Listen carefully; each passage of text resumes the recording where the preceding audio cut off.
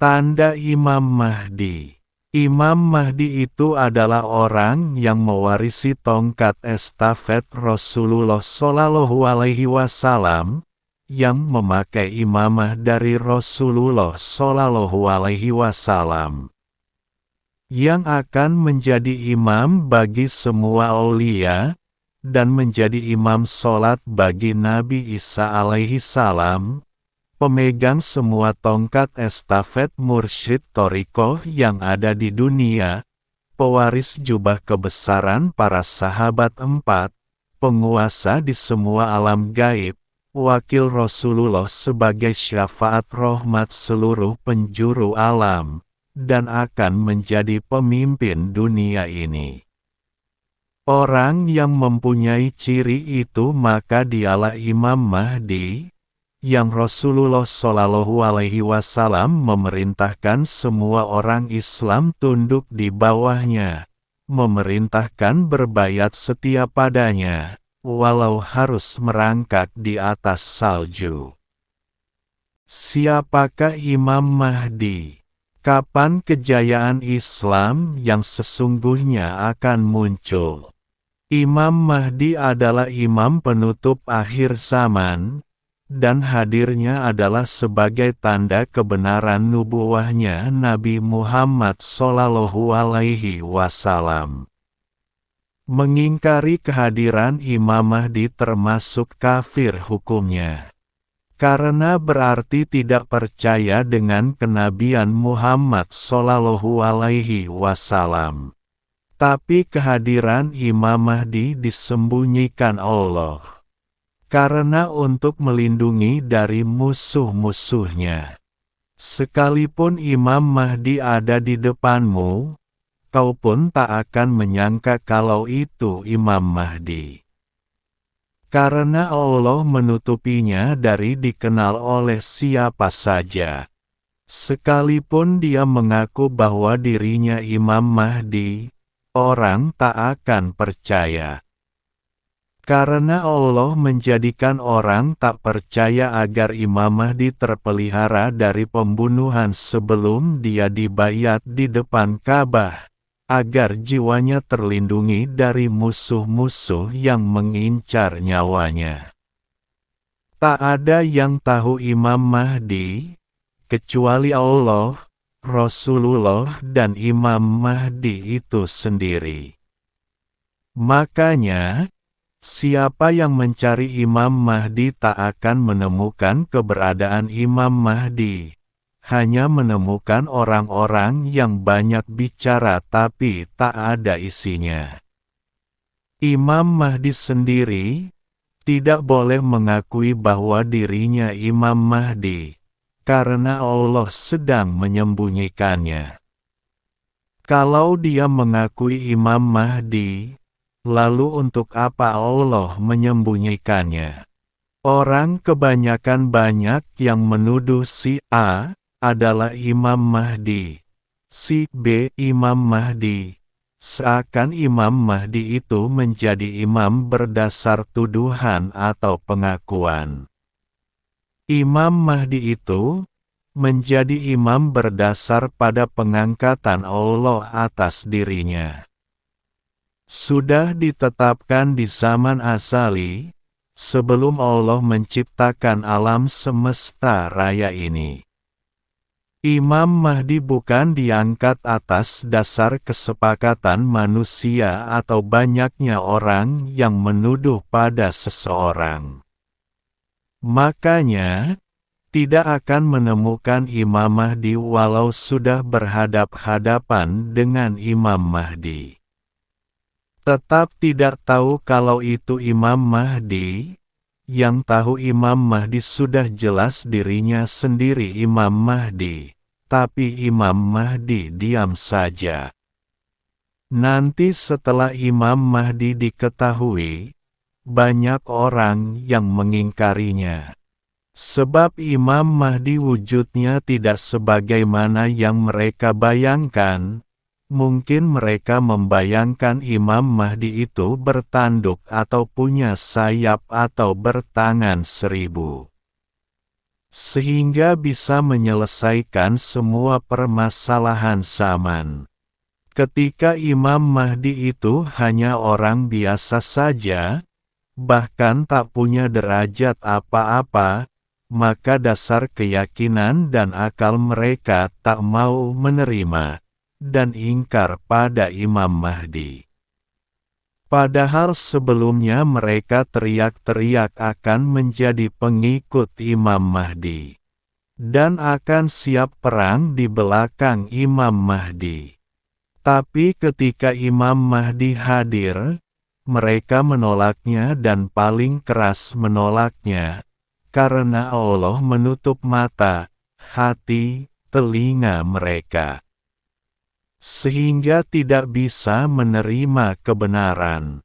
Mereka lupa bahwa mereka manusia, dan Tuhannya tetap Allah.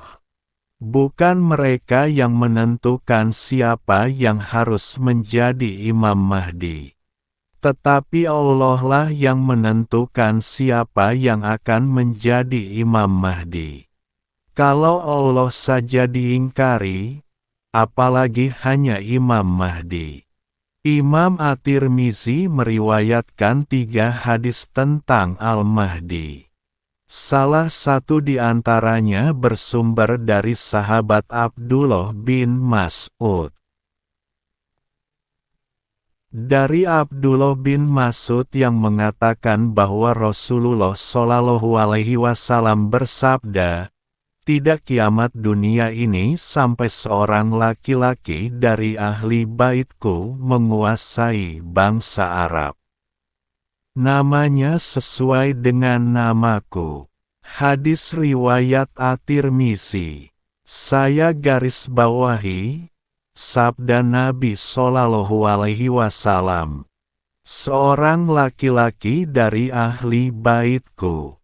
Kita renungkan sabda ahli baitku.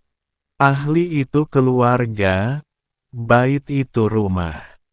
Kalau digabung artinya, keluarga yang tinggal di rumahku.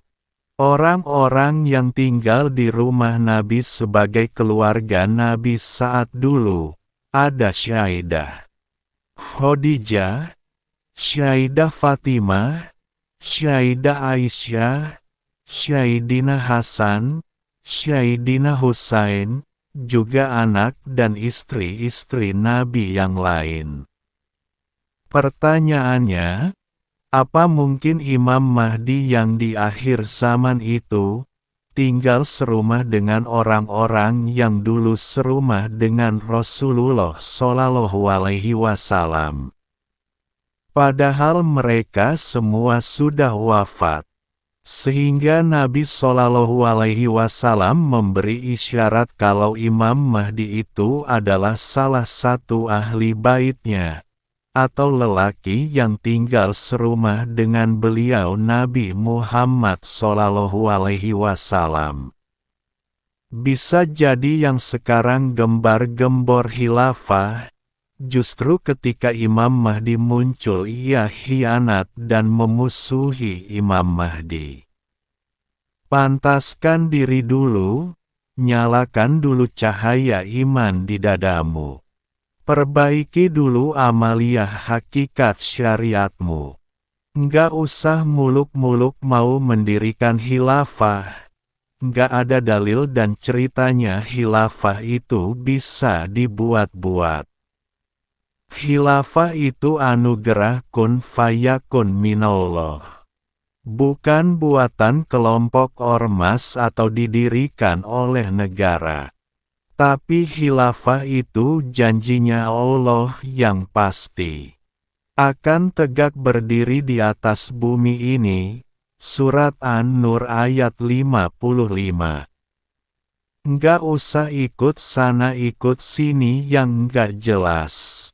Mendingan perbaiki Islam, iman, sehingga mencapai makom ihsan lewat para guru, aulia. Agar bisa menyambung dengan ruhani Khotamul Aulia Imam Mahdi, sehingga kita masuk dalam kategori ikhwan akhir zaman. Proses khilafah itu berat, butuh pengorbanan dan perjuangan, dan akan banyak nyawa syahid dalam perjalanan panjang ini. Tapi itu nanti bersama Imam Mahdi. Coba direnungkan, sebelum Imam Mahdi muncul, akan ada dukun. Bisa selamatkah engkau darinya? Ketika Imam Mahdi didohirkan, beliau akan melaksanakan tugas yang pertama, yakni sebagai panglima perang.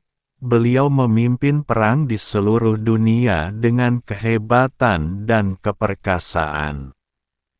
Terus apakah khilafah akan berdiri? Khilafah masih panjang ceritanya. Setelah banyak peperangan dimenangkan Ikhwanul Muslim, Dajjal marah dan keluar. Inilah fitnah yang paling besar, kata Nabi, dari penciptaan bumi sampai kiamat. Apakah kau bisa selamat dari fitnah Dajjal? Dajjal akan menguasai bumi. Semua iblis, jin, setan, siluman dan dukun seantero dunia tunduk kepada Dajjal. Bisakah kau lari dari tipu dayanya? Semua makanan dan minuman disabotase oleh Dajjal, sehingga kaum mukmin hanya memakan tahlil, tahmid dan takbir. Hanya mereka yang dianugerahi kolbun salimlah yang bisa lepas dari jerat-jerat laknatullah alaihim. Itu baru sampai sini. Apakah kau bisa selamat dan tetap setia kepada Imam Mahdi, di tengah kehancuran dunia dan kerusakan di mana-mana? Mari berpikir. Singkat cerita, lalu muncul Nabi Isa yang diturunkan untuk membunuh Dajjal. Apakah setelah turunnya Nabi Isa dan kematian Dajjal khilafah akan berdiri? Belum. Masih ada satu lagi petaka yang sangat besar, yakni keluarnya Yakjuj Makjuj. Apakah kau bisa selamat sampai di sini dan tetap setia dalam barisan Imam Mahdi? Semua yang ditemui Yakjuj Makjuj akan dimakan, dan saking banyaknya lautan di dunia ini akan kering. Ketika diminum mereka, nggak ada yang bisa mengalahkan mereka. Sampai Allah menurunkan wahyu agar Nabi Isa, Imam Mahdi, dan segenap pasukan Ikhwan Muslimin, serta kaum muslimin untuk menyelamatkan diri naik ke Gunung Tursina. Setelah Yakjuj Makjuj merusak dan menguasai dunia, barulah Allah menurunkan wahyu kepada Nabi Isa. Nabi Isa pun berdoa, maka Allah menurunkan ulat dari neraka, dan Yakjuj Makjuj mati bergelimpangan di mana-mana.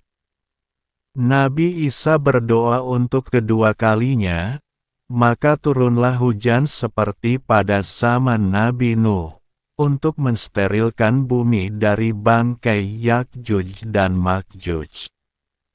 Nah, dari sinilah baru membahas khilafah, babak baru Islam dalam gemilangnya dimulai dari sini. Tapi apakah kamu bisa selamat sampai sejauh ini? Tugas Imam Mahdi yang kedua, sebagai khalifah, dia akan menata Kembali seluruh bumi ini yang tadinya hancur lebur dengan keadilan dan kemakmuran dari seluruh aspek kehidupan.